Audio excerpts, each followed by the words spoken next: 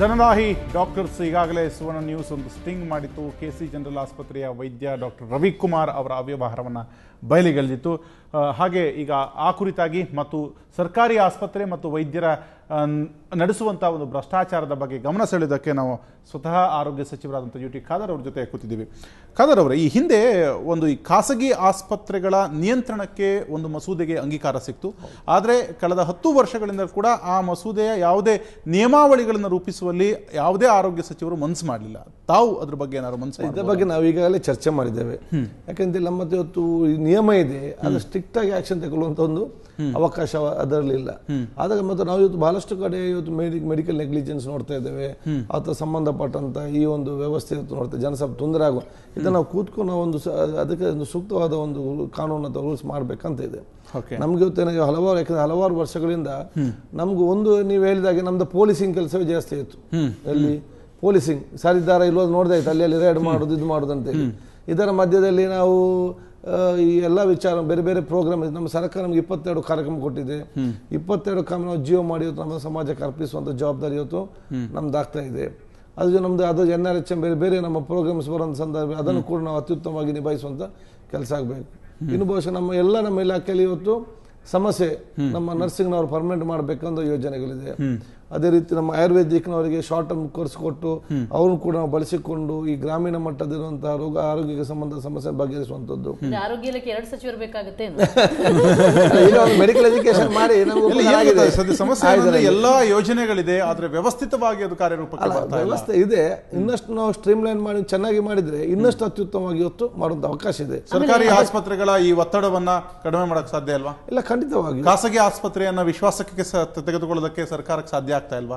ಅಲ್ಲಿ ನೋಡಿ, ಇವತ್ತು ನಾವೇನ್ ಮಾಡಿದ್ದೇವೆ, ಇವತ್ತು ನಾವು APL ಮತ್ತು BPL ನವರಿಗೆ ದೇಶದಲ್ಲಿ ಪ್ರಪ್ರಥಮ ಬಾರಿಗೆ APL ಮತ್ತು BPL ಎಲ್ಲಿ ಯಾವ ದೇಶದಲ್ಲಿ ಯಾವ ರಾಜ್ಯದಲ್ಲಿ ಕೂಡ APL ಮತ್ತು ಇಬ್ಬರಿಗೆ ಕೂಡ ನಾವು ಒಂದು ಕೊಡುವ ಆರೋಗ್ಯ ವಿಮೆ ಕೊಡುವ ಯೋಜನೆ ಇಲ್ಲ. ಯಾವ ಯೋಜನೆ ಅಂತ ಹೇಳಿದ್ರೆ, ಇವತ್ತು ಪ್ರಾಥಮಿಕ ಆರೋಗ್ಯ ಕೇಂದ್ರದಲ್ಲಿ ಇವತ್ತು ಪ್ರಾಥಮಿಕವಾದ ಚಿಕಿತ್ಸೆ ಕೊಡುವಂತ ಅಲ್ಲಿ ದೊಡ್ಡ ಚಿಕಿತ್ಸೆ ಏನಿಲ್ಲ. ತಾಲೂಕು ಮಟ್ಟದಲ್ಲಿ ಅದೇ ಯಾವುದೇ ಲೆವೆಲ್ ಕೊಡುವಂಥದ್ದು. ಹಾರ್ಟಿಗೆ ಸಂಬಂಧಪಟ್ಟಂತೆ, ಕ್ಯಾನ್ಸರ್ಗೆ ಸಂಬಂಧಪಟ್ಟಂತೆ, ನ್ಯೂರೋ ಸಂಬಂಧ ಇನ್ನಿತರ ದೊಡ್ಡ ದೊಡ್ಡ ಕಾಯಿಲೆಗೆ ಯಾವುದಿದೆಯಾ ಅದು ಜಿಲ್ಲಾ ಸರ್ಕಾರಿ ಆಸ್ಪತ್ರೆ ಹೋದಾಗ ಸರಿಯಾದ ವ್ಯವಸ್ಥೆ ಇಲ್ಲ, ಒಂದು ದೊಡ್ಡ ಕ್ಯಾಟ್ ಲ್ಯಾಬ್ ಇಲ್ಲ ಅಥವಾ ಡಾಕ್ಟರ್ ಇಲ್ಲ. ಆಯ್ತು, ಇವನಿಗೆ ರೋಗವನ್ನು ಕೂಡ ಪಡಿಸಲೇಬೇಕು. ಆಗ ಸಂದರ್ಭದಲ್ಲಿ ಇವತ್ತು ಪ್ರೈವೇಟ್ಗೆ ಹೋದ್ರೆ ಶ್ರೀಮಂತ ದುಡ್ಡಿದ್ದವರು ಪ್ರೈವೇಟ್ಗೆ ಹೋಗ್ತಾರೆ. ಈ ದುಡ್ಡಿಲ್ಲದವನಿಗೆ ಅಲ್ಲಿಯೂ ಇಲ್ಲ, ಇಲ್ಲಿ ಕಡೆ ಹೋಗದಂತ ಪರಿಸ್ಥಿತಿ. ಅವನು ಪಾಪ APL ಅಂತ ಹೇಳಿಕೊಂಡು ಅವನು ಆರೋಗ್ಯ ಸಂಬಂಧಪಟ್ಟಂತೆ ಖಾಸಗಿ ಆಸ್ಪತ್ರೆಗೆ ಹೋಗುವಾಗ ಅವನು APL ಆಗಿರ್ತಾನೆ.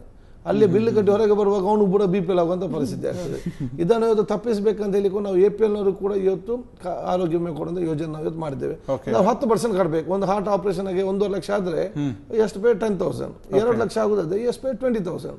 ಇದನ್ನ ಬಹುಶಃ ನಾವೇನ್ ಮಾಡಿ ಖಾಸಗಿ ಆಸ್ಪತ್ರೆ ತೆಕೊಂಡಿದ್ದೆ, ಅವನ ವಿಶ್ವಾಸಕ್ಕೆ ತೆಕೊಂಡು ಅಲ್ಲಿಯೂ ಇವತ್ತು ನಮ್ಮ ಈ ಯೋಜನೆ ಏನಿದೆ ಅಂತ ಹೇಳಿದ್ರೆ, ನಮ್ಮ ರಾಜ್ಯದ ಅತ್ಯಂತ ಕಟ್ಟ ಕಡೆ ಒಬ್ಬ ನಿರ್ಗತಿಕ ಒಬ್ಬ ಜನ ಕೂಡ ಇವತ್ತು ಈ ರಾಜ್ಯದ ದೇಶ ಅತ್ಯಂತ ಶ್ರೀಮಂತ ಪಡೆಯುವಂತ ಆಸ್ಪತ್ರೆ ಇರಲಿ, ಅದು ನಮ್ಮ ಪ್ರಖ್ಯಾತ ಹೆಸರಾದಂತ ಒಂದು ನಾರಾಯಣ ಹೃದಯದಲ್ಲಿ ಈಗ ಸರ್ಕಾರದ ಸೌಲಭ್ಯ ಮತ್ತು ಇನ್ಸೂರೆನ್ಸ್ ಇದೆ ಅಂದ ತಕ್ಷಣ ಮಾಡುವ ಪರೀಕ್ಷೆಗಳು, ಮಾಡುವ ಆಪರೇಷನ್ಗಳ ಸಂಖ್ಯೆ ಕೂಡ ಹೆಚ್ಚಾಗತ್ತೆ. ಅದು ಒಂದು. ಆಮೇಲೆ ಇನ್ನೊಂದು ಸರ್, ಈಗ ನೀವು ಸಚಿವರು ಹೇಳೋದು ದೊಡ್ಡ ದೊಡ್ಡ ರೋಗಗಳಾದ್ರೆ ಓಕೆ, ಈಗ ಚಿಕ್ಕ ಪುಟ್ಟ ರೋಗಗಳಿಗೂ ಸರ್ಕಾರಿ ಆಸ್ಪತ್ರೆಗಳಲ್ಲೇ ಕಾಸು ತಗೊಳ್ತಾರೆ. ಆಮೇಲೆ ಯಾವುದೇ ಒಂದು ಡೆಲಿವರಿ ಆದ್ರೆ ಮಗು ತೋರ್ಸಕ್ಕೂ ಕಾಸು ತಗೊಳ್ತಾರೆ. ಈ ರೀತಿ ಇದರಿಂದ ರೋಸಿ ಹೋಗ್ಬಿಟ್ಟಿದ್ದಾರೆ ಜನಸಾಮಾನ್ಯರು. ಅದಕ್ಕೆ ಮೂಲವಾಗಿ ಅಲ್ಲಿ ಕಡಿವಾಣ ಹಾಕಿದ್ರೆ ಸರ್ಕಾರಿ ಆಸ್ಪತ್ರೆಗಳು ಬಡವರ ಪರವಾಗಿ ನಿಲ್ಲುತ್ತೆ ಅಂತ. ಅದಕ್ಕೆ ನಾವೀಗ ನೋಡಿ, ಈಗ ಸರ್ಕಾರಿ ಆಸ್ಪತ್ರೆಯಲ್ಲಿ ಜನಸಾಮಾನ್ಯ ಬಡವರು ಯಾವುದು ಕೂಡ ಕೊಡಬಾರ್ದು ಸ್ಪಷ್ಟ ಇದೆ. ಆದ್ರೂ ಕೂಡ ಕೆಲವು ಹೆದರಿಕೆಯಿಂದ ಕೊಡುವಂತ ಪರಿಸ್ಥಿತಿ ಅಲ್ಲ, ಅನಿವಾರ್ಯ ಇಂಥ ಒಂದು 2-3 ಕೇಸ್ ಬಂದ ತಕ್ಷಣ ಅಲ್ಲಿ ಸ್ವಲ್ಪ ಸ್ಟ್ರೀಮ್ ಲೈಟ್ ಆಗಿ ಬಗೆಹರಿಸ ಅವಕಾಶ ಆಗ್ತದೆ. ನಾನು 2-3 ಕಡೆ ನಾನು ಕೂಡ ಹೋಗಿ, ನಾನು ಒಂದು ಜಿಲ್ಲೆಗೆ ಹೋಗಿದ್ದೆ, ಅಲ್ಲಿ ಒಂದು ಡೆಲಿವರಿ, ಇವತ್ತು ನಾವು ಡೆಲಿವರಿ ಉಚಿತವಾದ ಡೆಲಿವರಿ ಎಲ್ಲ ವಿಷಯ ಆ ಸಮಸ್ಯೆಗೆ ಒಂದು ಪರಿಹಾರ ಬೇಕಾಗುತ್ತೆ. ಮುಗಿಸುವ ಮುನ್ನ ನಾನು ಫೈನಲ್ ಆಗಿ ಸಾಕಷ್ಟು ಜನ ವೀಕ್ಷಕರ ಒಂದು ಮನವಿ ನಿಮ್ಗೆ ಸಲ್ಲಿಸ್ತಾ ಇದ್ದೀನಿ. ರವಿಕುಮಾರ್ ಮೇಲೆ ಏನು ಆಕ್ಷನ್ ತಗೊಳ್ತೀರಿ ಫೈನಲ್? ಈಗಾಗಲೇ ಎಲ್ಲ ನಿಮ್ಮ ಎವಿಡೆನ್ಸ್ ನಾವು ಪಡೆದುಕೊಂಡು, ನಿಮ್ಮ ಸ್ಟಿಂಗ್ ಮಾಡಿದಂತಹ ಕ್ಯಾಸೆಟ್ ಅನ್ನು ಕೂಡ ಪಡೆದುಕೊಂಡು, ಇದಕ್ಕೆ ನಮ್ಮ ಇಲಾಖೆ, ನಮ್ಮ ಕಾರ್ಯದರ್ಶಿ ಅವರು ಕೂಡ ಮತ್ತೆ ಇಲಾಖೆ ಅಧಿಕಾರಿ ಚರ್ಚೆ ಮಾಡಿಕೊಂಡು ಒಂದು ಸಮಿತಿಯನ್ನು ಈಗಾಗಲೇ ನಾವು ರಚನೆ ಮಾಡಿ ಇದನ್ನು ಸ್ಪಷ್ಟತೆ ಅರ್ಥಕೊಂಡು ಆದಷ್ಟು ಬೇಗನೆ ನಮ್ಮ ಸೂಕ್ತವಾದ ಖಂಡಿತವಾಗಿ ಕೊಲ್ತೇವೆ. ರವಿಕುಮಾರ್ ಮಾತ್ರ ಅಲ್ಲ, ಇಲ್ಲಿ ನಮ್ಮ ಕವರ್ ಸ್ಟೋರಿಯ ಉದ್ದೇಶ ಏನಂದ್ರೆ ಈ ರೀತಿ ಮಾಡೋ ದಂಧೆ ಮಾಡೋ ಪ್ರತಿಯೊಬ್ಬರಿಗೂ ಬ್ರೇಕ್ ಹಾಕ್ಬೇಕು. ಇಲ್ಲಿ ರವಿಕುಮಾರ್ ಒಬ್ರು ನಮ್ಮ ಬಲೆಗೆ ಸಿಕ್ಕಿದ. ಆಮೇಲೆ ಕುಣಿಗಲ್ನಲ್ಲಿ ಒಂದು ರವಿಕುಮಾರ್ ಅಂತ ಐ ಹಾಸ್ಪಿಟಲ್ ಅವರು 2 ತಿಂಗಳು ರಜೆ ಹಾಕಿದ್ರು ಅವರ ಆಸ್ಪತ್ರೆ ಕಟ್ಟಲಿಕ್ಕೋಸ್ಕರ. ಅಂದ್ರೆ ಇಂಥ ಡಾಕ್ಟರ್ಗಳು ಪ್ರತಿ ಇದರಲ್ಲಿದ್ದಾರೆ. ಯುಟಿ ಖಾದರ್ ಅವರಿಂದ ಈಗ ನೀವು ಆಗ್ಲೇ ಹೇಳಿದಾಗೆ ಯಂಗ್ ಅಂಡ್ ಎನರ್ಜೆಟಿಕ್ ಈ ಒಂದು ಆರೋಗ್ಯ ಇಲಾಖೆಗೆ ಒಂದು ಭರ್ಜರಿ ಶಸ್ತ್ರಚಿಕಿತ್ಸೆಯನ್ನು ಖಾದರ್ ಮಾಡ್ತಾರೆ ಅಂತ ನಾವು ನಿರೀಕ್ಷಿಸ್ತಾ ಈ ಚರ್ಚೆಗೆ ಬಂದದಕ್ಕೆ ನಿಮಗೆ ಧನ್ಯವಾದಗಳು. ಮತ್ತೆ ನಮ್ಮ ಕಾರ್ಯಕ್ರಮ ಬಹುಶಃ ನಿಮ್ಮಂತಹ ಎಲ್ಲ ಮಾಧ್ಯಮ ಮಿತ್ರರು, ಇನ್ನಿತರ ನಮ್ಮೆಲ್ಲ ಜನಪ್ರತಿನಿಧಿಗಳು, ನಮ್ಮ ಇಲಾಖೆಯಲ್ಲಿ ನಾವು ಜನಪ್ರತಿನಿಧಿಗಳನ್ನು, ನಿಮ್ಮಂತ ಮಾಧ್ಯಮ ಮಿತ್ರರನ್ನು ಮತ್ತು ಸಂಘ ಸಂಸ್ಥೆಗಳನ್ನು ಸೇರಿಸಿ ಅವರು ನಮಗೆ ಸಹಕಾರ ಕೊಡದಿದ್ದರೆ ನಮ್ಮ ದೇಶ ಖಂಡಿತ ಮಾಧ್ಯಮದ ಸಹಕಾರ ಜೊತೆ ಯಾವತ್ತಿಗೂ ಇರುತ್ತೆ. ಅದಕ್ಕೆ ನಿಮ್ಮ ಸ್ಪಂದನೆ ಅಷ್ಟೇ ನಮ್ಮ ನಿರೀಕ್ಷೆ.